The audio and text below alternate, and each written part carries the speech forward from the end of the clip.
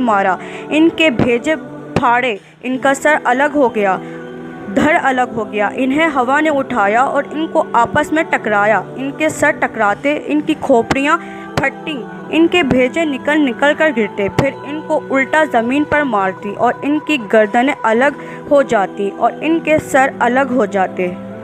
सबको बर्बाद करके दिखाया। ये कलमे की ताकत को ज़ाहिर किया जा रहा है कि कैसे अल्लाह की नाफरमानी की और अल्लाह ने इस ताकतवर मजबूत कौम को तबाह बर्बाद कर दिया।